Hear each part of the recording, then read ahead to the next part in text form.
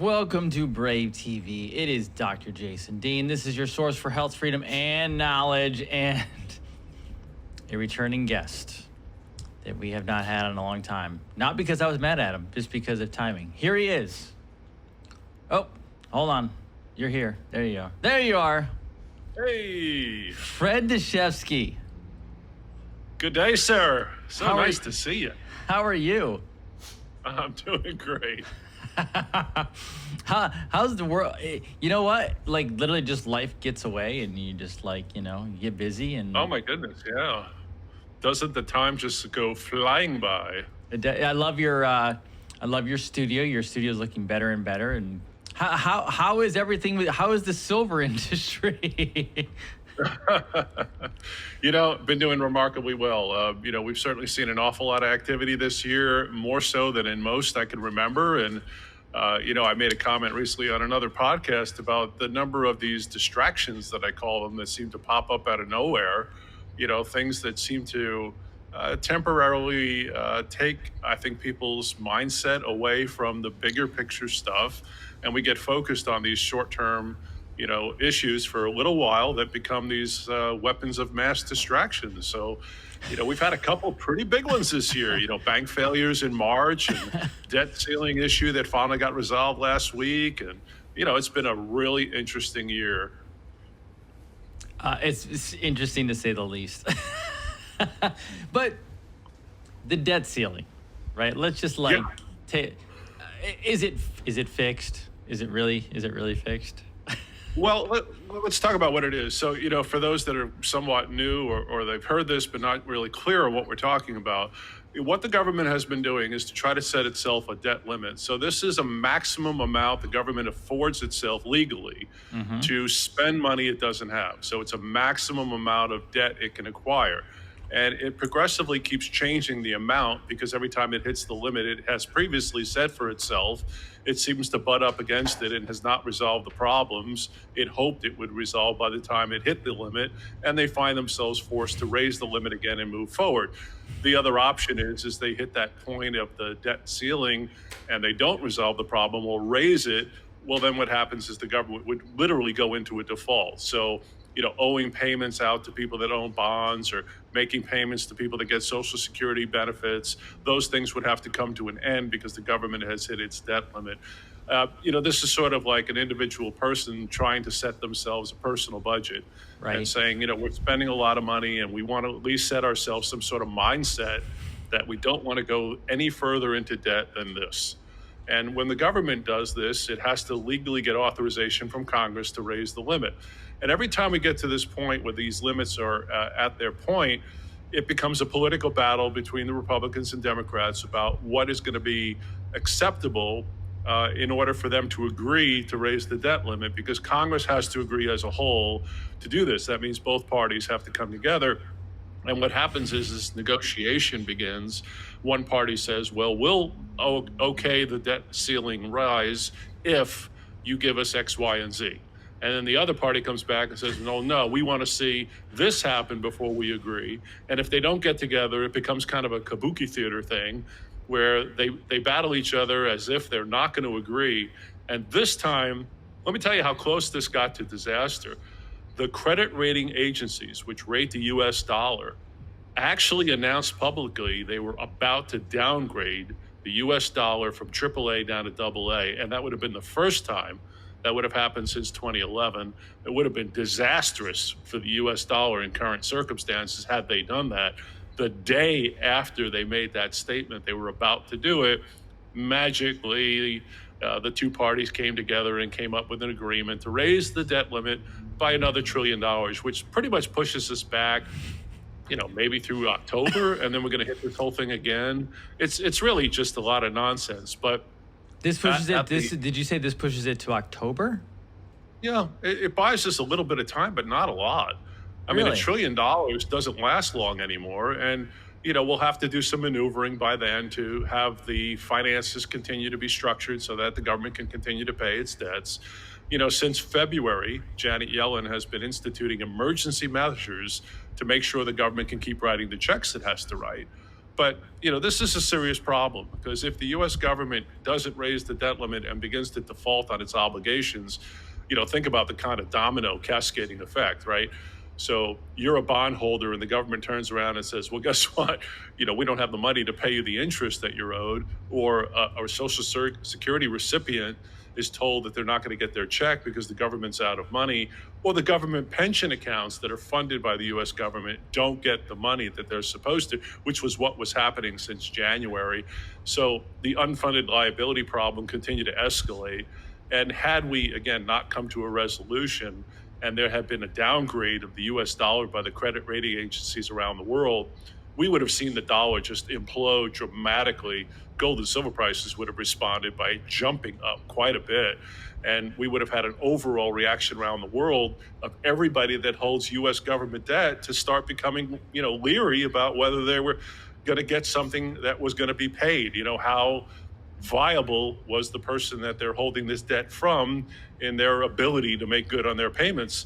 Kind of like, if you're loaning money to somebody and suddenly they lose their job and, you're like, well, how much more money can I loan you? You don't have an ability to repay me what you've already borrowed.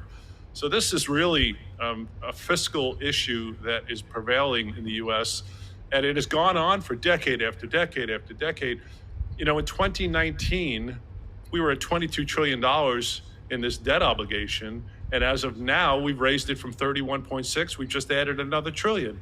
So we're close to 33 trillion in bonded debt obligations of the U.S. government. This is why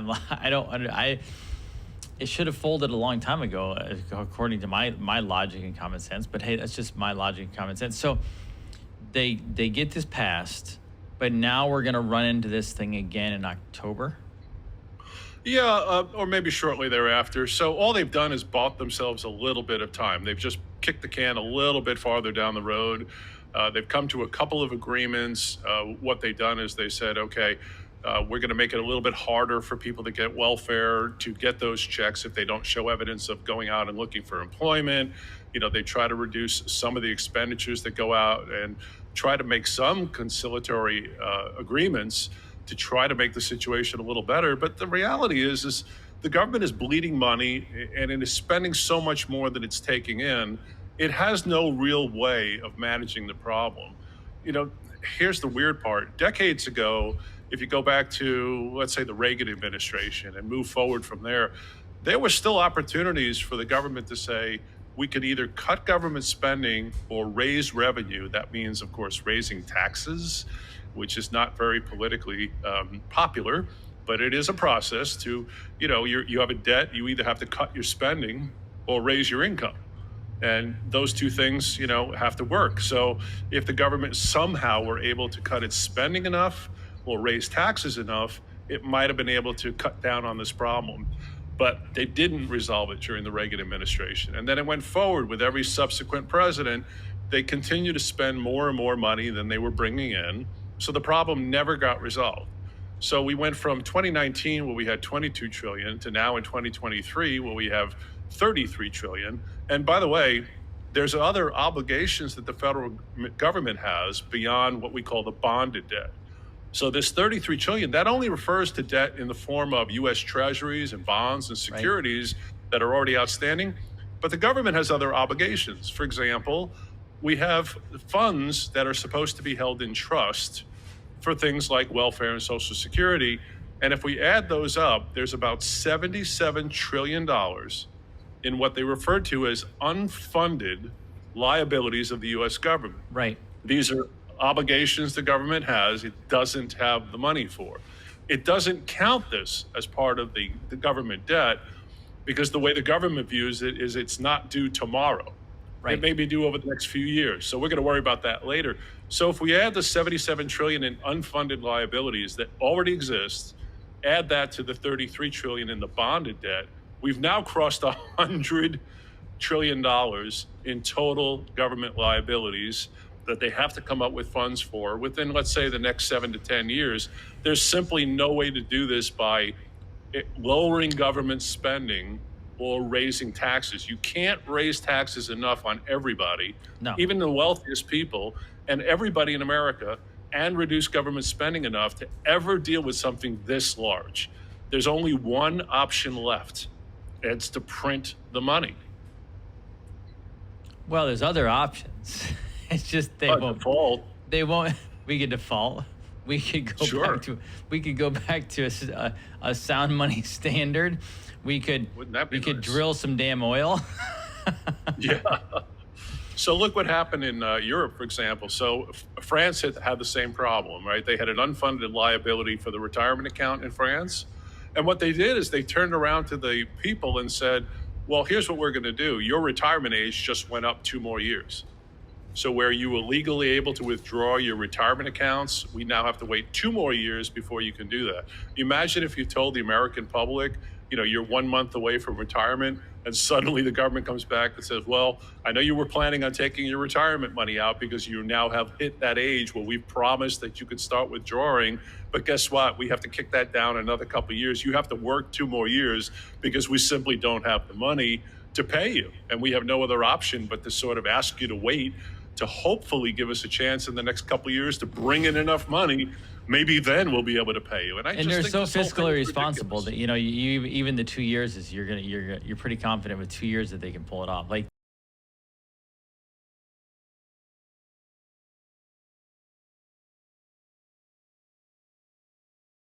there's no fiscal responsibility whatsoever among any governments at this point. No, I have a wonderful quote I'd like to just pull up from. I don't know if you know who Thomas Sewell. Yes, yeah. If you're familiar Great with him, guy. this guy's he's just brilliant.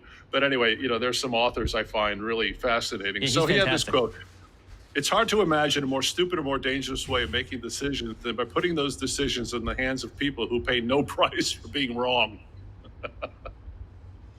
It's true. So what true. happens is we have people in power who are making decisions for our future. You and I have no say in it. They're not responsible in any way at all for what happens when this goes awry, because most of these guys will be out of office and, they don't care by the time they're gone. But the American people are stuck now in an environment where I believe we've now achieved, for the first time since I've been in this industry, which is going on almost 39 years, that we now have no other solution. In other words, we've passed the point where the size of the problem is manageable by some act of Congress to reduce spending or raising taxes to fix it. So there's no option to do that anymore. You can't make enough impact by those two things. The only thing left now is to print your way out of the problem. So I expect a massive quantity of paper money to be printed in the next decade at a pace that I don't think anybody has ever seen. In fact, the rate at which we've been doing it in the last 5 years has been faster than any time in world history. The money supply has exploded, and we're beginning to see a response. I don't remember if it was the last time we were on, but remember you and I were joking about 1,776 and the gold price at 1,776 and how quirky that was. Right. Well, now we're at $1,950 gold. And we've seen gold prices from November go from $1,650 to $1,950. Silver prices go from $18.50 in November of this past year to now about $24. And this is with the best news we've had in the economy in a couple of years, which is the Fed's consecutive rate hikes, which ended yesterday, at least temporarily. We took a pause yesterday, although they came out very strongly and said, by the way, we're not done. We're going to keep raising. We're just taking a break here. But with 10 rate hikes, we've still not managed to address this problem. We have slowed the inflation down a bit, but not to the point where the Fed has felt it's been successful, which means they plan to continue. And yet, with this news that they've gotten some control over inflation and the economy is showing good signs of growth, we still have gold at 1,950, and it's been over 2,000 several times in the past couple months. I think we're in a new trading range, and we're going to continue to see those prices escalate and diverge themselves from the value of paper money as we move forward because of all this printing that's going to have to occur. Well, and so here's the giant, not elephant in the room for us, but, obviously our government. So we do have, I don't think anybody takes it seriously yet because it's not. I was listening to some venture capitalists. There's a really popular podcast called All In out there. David Sachs, a bunch of venture capitalists from California. And it's interesting because they claim they're smart, which they are. I mean, they've done very well. But sometimes they're so smart that I'm like, Are you guys really missing this? Like, so BRICS came up, and they're like, yeah, there's not Right. going to be any, there's not going to be any de-dollarization. We're pegged to this. We're pegged to the yuan. There's no way it's going to happen. Well, I beg to differ. I mean, I'm not saying it's happening tomorrow, but when Trump was in office, he went around and met with all the BRICS nations, which most people don't actually know about. But two, Russia's like rocking and rolling technically from their own setup. Egypt, as in like the last 24 hours, I think, is filling out. They filled out their application. Venezuela's now in talks to jump in. What is your take on BRICS? Because the way I see it, this is happening, and if this happens, we have a big problem on our hands, and good and bad. I mean, because they're all piling up their gold. Yeah, interestingly, so the purchase of central bank gold and silver in the past year has been at a larger and faster pace than any other time. So it seems like they're all positioning themselves, expecting weaker currencies, even their own. Right. And as much as they're pushing back against the dollar, regardless, I don't think they all perceive that there's going to be relative strength within their currencies to the point where they feel comfortable to stockpile their own money or even other currencies. Normally, that's what would happen. So the Federal Reserve here in the United States uses the Open Market Committee, and it works within a framework to own foreign currencies to try to balance the effects of the dollar bouncing around against other currencies' values. Right. Well, that stabilization isn't really paying off very well because most other currencies are still going down in their value internally, some of them faster than the US dollar, in fact, most of them, which is making the dollar more appealing. But there's definitely been some pushback against the US dollar. The issue is you look at Japan and China and the amount that they control in the currency world, it represents about 8% of the world's economy. Right. So the US dollar still reigns as king. But the more pushback we get against the dollar, the issue that you allude to is huge. If it gets to a point, and again, I think this would take quite a bit of time. I mean, an entire shift of any world currency to lose status and something else to take over, especially like where the dollar is such a large percentage. It's well over 85% of the world's currencies trading still occurs in US dollars. To have that fade away will take time. Right. But if that occurs, and the closer we get to that, it is a devastating problem for the dollar because it has been the one thing that has kept the dollar's relative strength is that we're not just an internal economy. So the worst example of this would have to be Zimbabwe. So here's a country that doesn't sell its the currency $1 trillion note. The $1 trillion note, right? So their inflation got so bad that they went from 1,000 to 1 million to $1 trillion note, and within a matter of less than 2 years, somebody who sold their house for $1 trillion found that they had $1 trillion was enough to buy a bus ride into town 2 years later. So the value of their currency was inflated thousands of percentages in a matter of a year or two. And it was because no one was willing to stockpile Zimbabwe dollars as a form of national currency for wealth protection. If you were a central bank somewhere around the world, or you owned your own country and you had an option of what to do, you would probably not want to have taken any percentage of your assets and bought Zimbabwe money as an idea of saying, hey, this is a great way for me to diversify and protect my currency against volatility. No one wanted their currency. It was internal pretty much only.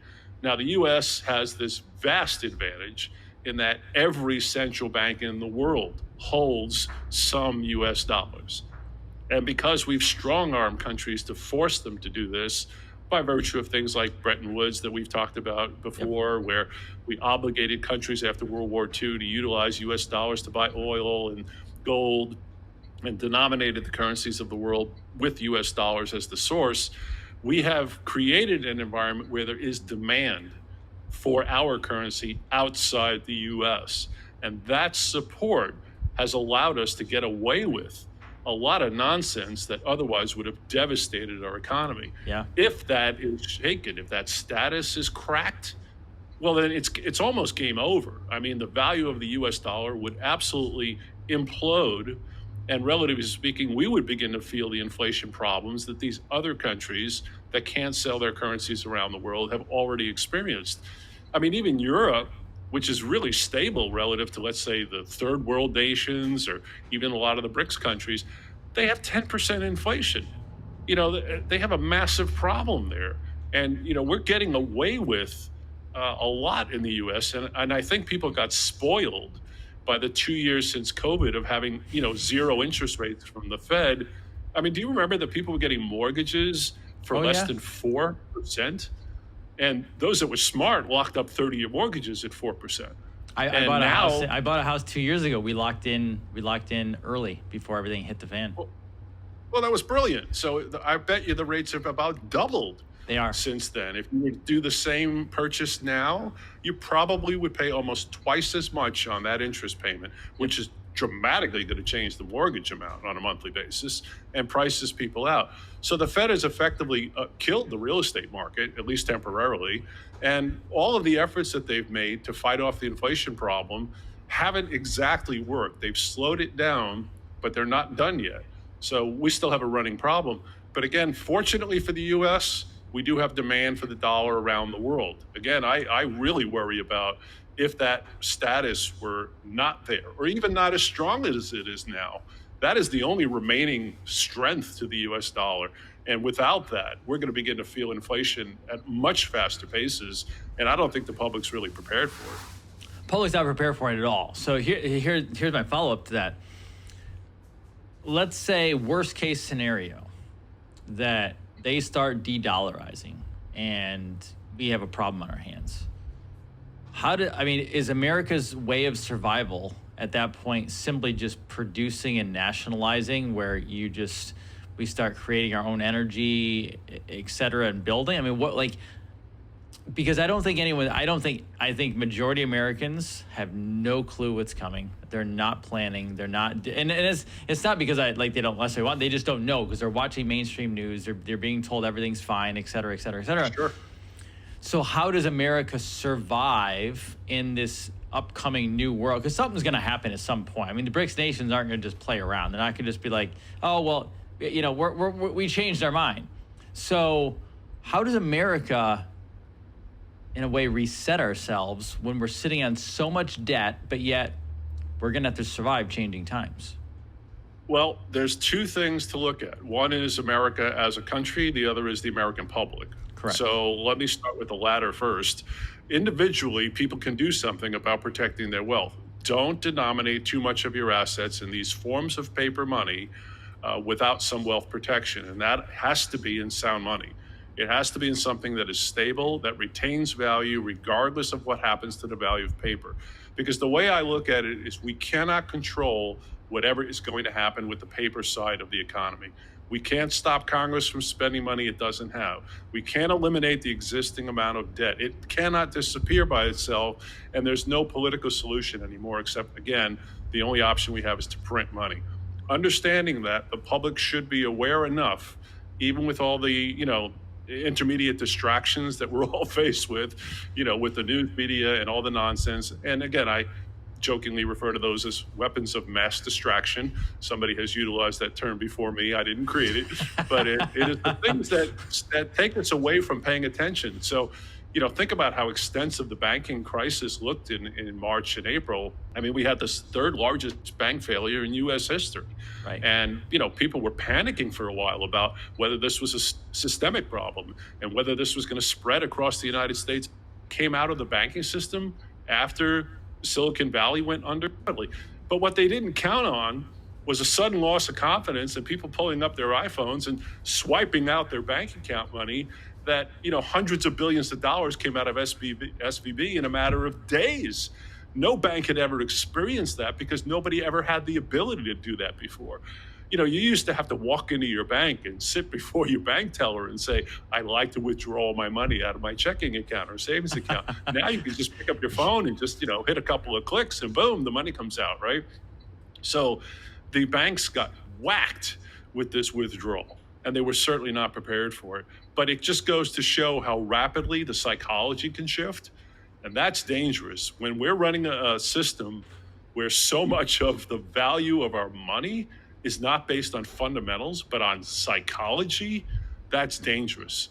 So individually, people can do something. They can just make sure that portions of what they're putting away for their future are not paper dollars, but physical. And I love gold and silver coins because of their fixed supply and the fact that they have an intrinsic value, and they are the opposite of paper money. The weaker paper gets, the more expensive gold and silver become.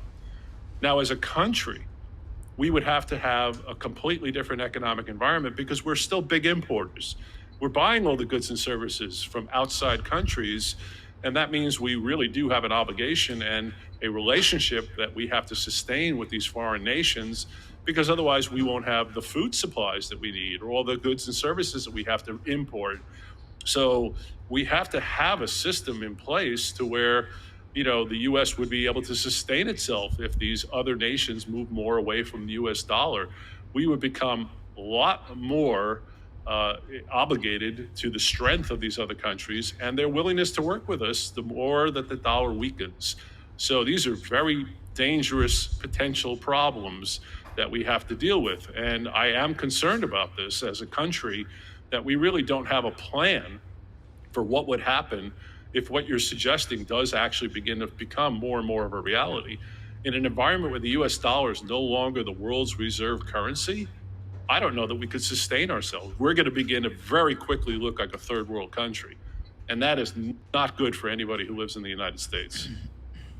I agree. Those are some pretty gold. Those are pretty gold coins. I tell you that right now. Yeah, and they are. just for anybody who knows, here, I've been playing with these. I play with them. So, and this is Isn't it something great different. to have them in your hands, though? That's the benefit. So it's funny you say that. So I bought a deal from Fred some time ago, and I got these, and they come in such nice little packages, right? They come in nice little.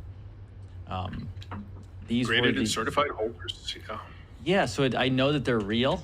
I know that like there's not like these are just a couple of them. I have lots more of other stuff, and I have junk silver too. So it's kind of one of those things where people can get other than just like, you know, rare coins, right? They can be getting the junk silver. Is it pre-64? Is that correct? Pre-65 technically, yeah. That Pre-65, includes sorry, 64 and earlier. Yep. So there's basically two ways that people tend to accumulate physical gold and silver coins. There are, you know, like the gold coins that may have values between a couple thousand or more, and that allows people to have larger quantities of this type of inventory without a massive amount of space and weight required. But a lot of people are concerned about, let's say, we have an inevitable I will refer to the collapsitarians who believe that we may eventually have an economy where paper money has become useless. I don't think we'll get there, Right. but in the event that it becomes more difficult to conduct commerce with paper money, you know, people always ask, well, how would I utilize gold and silver in that way? The best response to that is the junk silver that you mentioned. Those are the just simple dimes and quarters and halves. And there we're talking about coins that cost, you know, $3 for dimes and, you know, $6, $7 for a quarter, 14, 15 bucks for a half dollar. You could buy tens of thousands of dollars worth of this, you know, full bags of quarters, about $25,000 or so. And you have 1,000 face value in coins that you can definitely utilize to make incremental purchases if it gets to a point where, you know, we have an environment people don't respect the value of paper money. We'd at least be able to negotiate with people with something physical, real, that they would accept as actual money.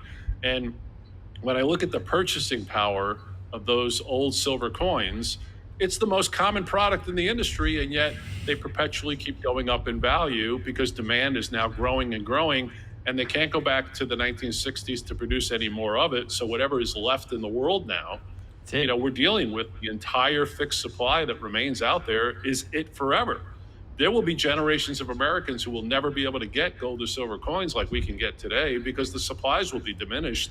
And it already has gotten to a point where some coins have become so scarce and so hard to get that their values have continued to increase. We now have, it's a couple of hundred coins that have crossed the $1 million per coin mark. And we've never even were supposed to see a coin ever get to $1 million. And yet now we have numerous coins that have crossed that. And we have coins that are more than 10 million per coin.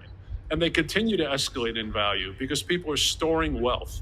But people don't have to buy extremely valuable coins in order to have some wealth protection. You could buy simple silver quarters, dimes, and halves. You know, $1,000 in purchases or anything more than that is something we can support. So people can buy incrementally or they can buy large volumes. But there's lots of different ways to go about it. I like to put together generally a little mix. Some of the golder coins that are worth a little bit more money to save some weight and space, because again, they also appreciate very nicely in value. And those gold coins have continued to do remarkably well, especially over the past several years, while a lot of other things in the economy have faltered. And I think moving forward, for those that are looking at it, if you're storing a lot of your wealth now in cash or CDs or instruments that are not paying enough interest to cover the rate of inflation that exists, you need to diversify. You need to make sure that a part of what you've got in your wealth is not all paper. You've got to have some physical, tangible assets. 100%. And I still, even though I'm not an expert in this by any means, I still think we're going to go to a digital system there's going to be metallic backed. But now, with that, is the mint now are they not making more coins right now? Like, I've been looking, and they have like the one with the notch in it. Like, they've been holding on to stuff. Is that something you've looked up or no? And I don't know if I'm totally right on that. Well, yeah, the mint's making an awful lot of coins. And, when we talk about the idea we might move to a digital environment, imagine what would happen if we no longer printed paper money. Now, first of all, the one thing to understand, this does not mean the value of existing paper money would be worthless and would be replaced by. It would simply be a new exchange. In other words, what would happen is where you used to take physical cash out of your bank, they would instead give you additional digital dollars that would show up, however they show that to you on your report, on your credit line, in your account. You would see an accumulation of additional digital dollars. So there would be a conversion that would occur over time. But what becomes very disconcerting is that once we get to that point where, let's say, we've gone completely digital, there are a couple of things that become very problematic. The first one is, how does the public now pay attention or know how many of these digital dollars exist worldwide? How do we count them? I can't count computer chips. I can't count computer entries on an entry onto a server that arbitrarily is made by a government agency. They would just have to tell us, so we would have to accept that. Are you saying you want a proper accounting, Fred? Wouldn't that be nice? So we lose that ability. And of course, as a lot of people have alluded to, there is the Orwellian issue. We also lose all financial privacy in a digital world because every transaction would now be visible to a government agency. I mean, even if you bought a salad, at a pizza store, it's going to be visible. Every single transaction would be noted. There would no longer be the ability of two people to meet in a garage with a briefcase full of cash, and one hands the cash to the other hands him his goods, and they go their separate ways, and nobody knows about that. That's all over. So an entire economy that runs on cash now would be over, and all of those billions and trillions of dollars that float through that environment would now become visible to the government. Wow, what a change. So we lose the ability to count the amount of money out there, which I think is very problematic. And we lose all of our financial privacy, which is also problematic. We now have complete government control over our economic environment. And it leads to the issue of, if you follow that line out, does that become social engineering now? Will they prevent you from using your credit card to buy a pizza because they're going to tell you that we've looked at your health records and we think your cholesterol is too high, so we're not going to allow that charge to go through, and we're going to force you to buy a salad instead of the pizza? I'm really terrified that we may end up in a world like that. And the fun part of that, the government can't figure out health correctly, so now they're going to give you incorrect data on health and say you can't eat this. They suck at everything. Let me just say it that way. Oh, I don't even want to attempt to try to understand. I mean, your world of health, I couldn't even imagine that we're going to believe that some government agency is going to have enough information to make those correct decisions to everybody. I don't buy that. I mean, they obviously can't do anything correctly. And why would we believe that their attempt to control our health is going to work any better than the government's attempts to do anything else? I don't have a lot of faith in that. That's its own problem. It's true. One of the viewers asked, She says, sorry if it's a stupid question. It's not a stupid question. But what will stop them from confiscating gold now like they have before? That's a great question. And so we have to remember what the gold confiscation was. And it occurred only once in U.S. history at the end of the Great Depression. So in 1933, federal government issued a law requiring the United States citizenry to turn over private gold. Now, numismatic coins were exempt from the ruling. A lot of people didn't understand that at the time. And basically what the government wanted was a massive amount of gold to be brought into the U.S. government coffers. The reason they needed it and the reason they passed that law then was because at that time there was a standing federal law that said you can't print money arbitrarily. You can't just simply print your way out of an economic problem. If you want to print a dollar, you must supply an equal amount of silver or gold, and that has to be physically in the Treasury's vaults. You can't print money without gold backing it. So for every paper note in existence in 1933, there was an equivalent amount of gold. The problem became in the late 1920s, the Federal Reserve issued more and more paper money during the Roaring '20s. And with this issue of massive amounts of money, we had what was referred to as the Roaring '20s because it looked like the 1980s, where money was cheap, readily available, and it flowed like water. Everybody had access to lots of new money being printed, but the Fed understood that it had created this money without having a sufficient supply of gold to back it. They hoped that they could get away with floating more money for a while, but eventually they printed so much, it was becoming relatively obvious they didn't have anywhere near these gold reserve supplies to match the amount of paper they were printing. So the Federal Reserve itself started gathering up all of the money it could, and it took that money directly to the Treasury window, and it asked for the redemption. So it grabbed the gold personally out of the Treasury vault.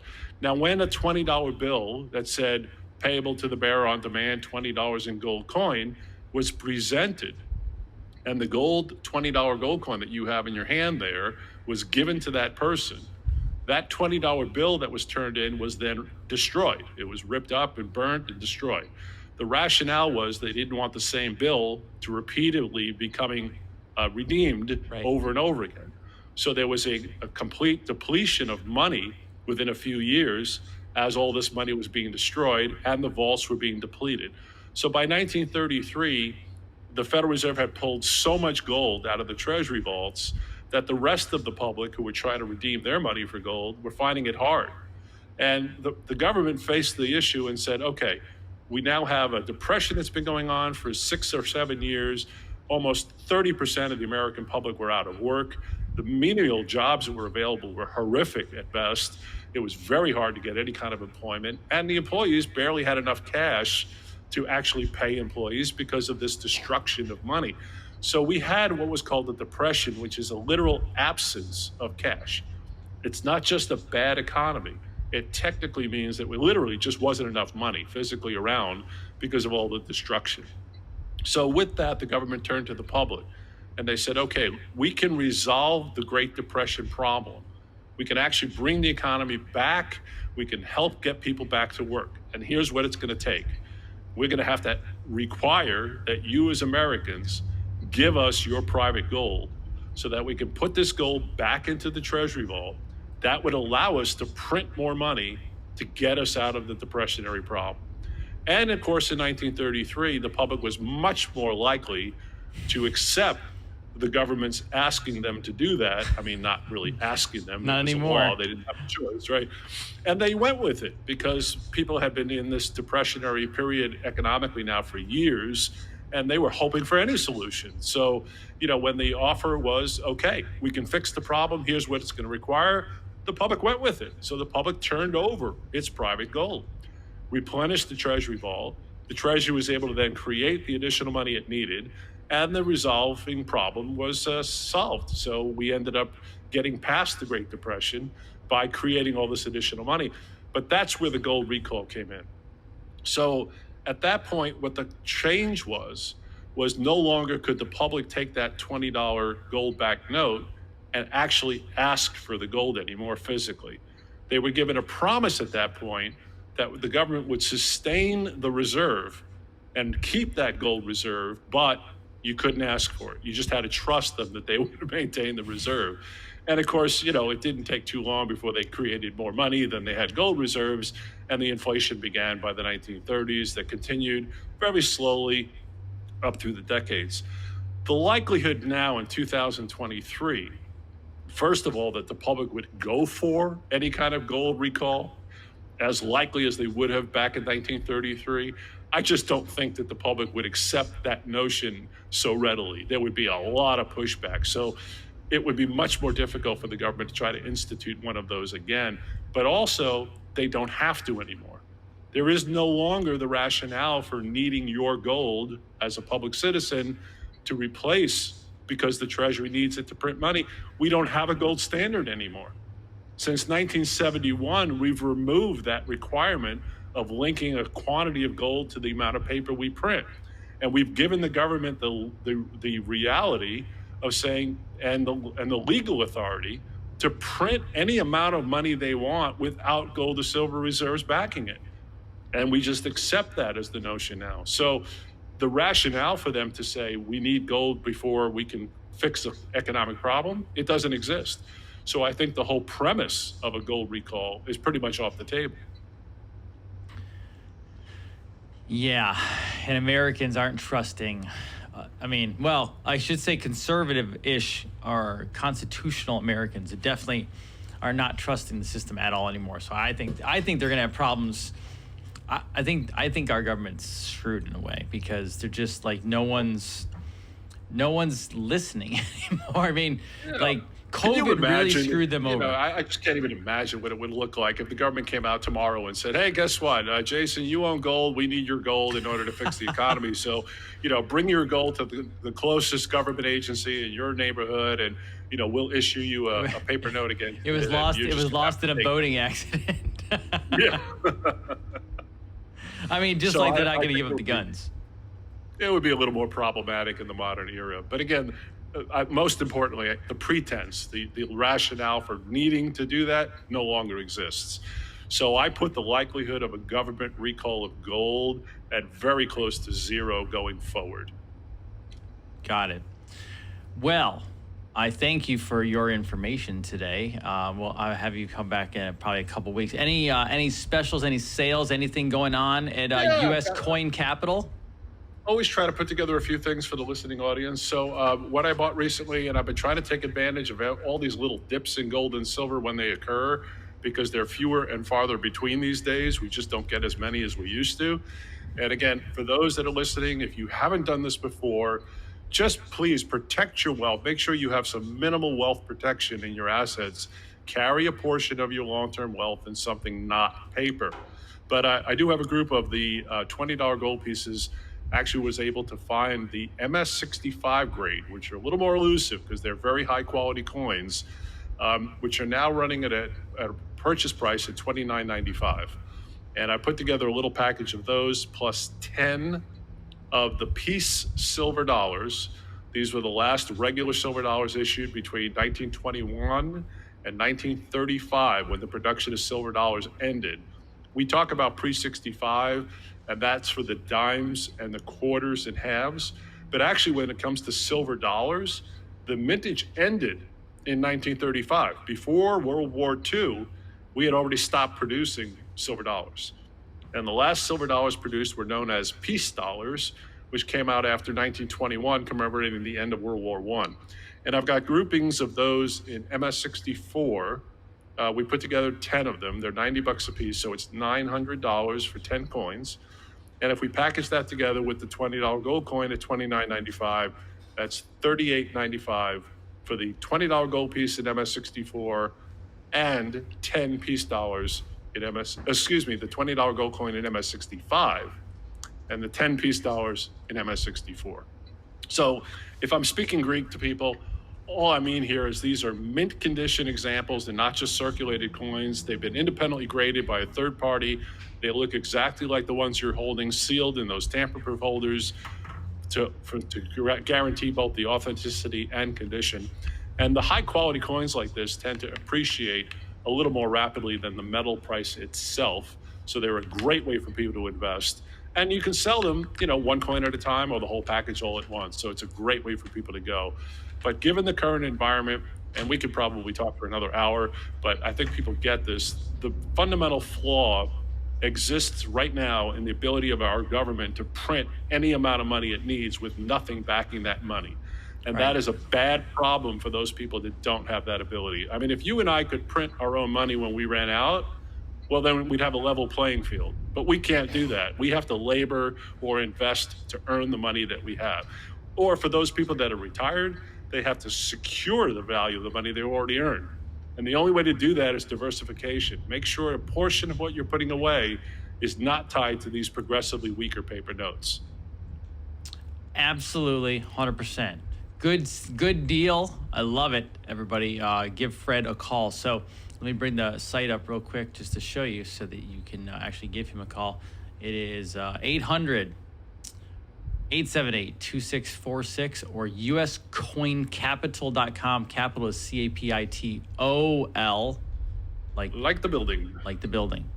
800-878-2646. Again, Fred is awesome. I've known him for many, many years now, and I buy lots of my stuff there. So go check him out. Fred, thanks as always for everything and your vast knowledge base. Thanks, Dr. Dean. Always great to see you. And anybody who has any questions, the other thing that I want to encourage people to do is to ask questions. For those people that, may be relatively new to some of this information or some of it makes sense, if there are any questions about any part of this, we have a very well-educated staff that will help walk you through the process. And you can reach us at that 800-878-2646. And we'll be glad to help you, walk you through the process of how to do this properly, answer any questions you have, and then physically provide the actual product directly to you. Great. How long is that offer available? Someone asked.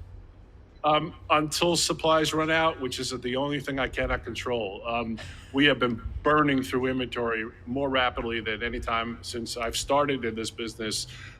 These things tend to last a few days or so before we run out, and then I go back to replace, but prices will change almost on a daily basis. But I do have a supply of these now. Should be able to make good on this at least through the end of this week. And again, I'm not really sure how much farther than that because, again, it's based upon the supply. Excellent. I appreciate you, sir. Great to see you. Great to see you. I'll see you in a couple weeks. Okay. All right, be well. There is Fred Dashevsky. So he is fantastic, and he's going to be on more routinely. I'm going to get the schedule set up with him on the back end. Just a vast knowledge of money, and not just what you're seeing today, the history of money, because you have to understand how we got here to start with. You have to understand why we are here.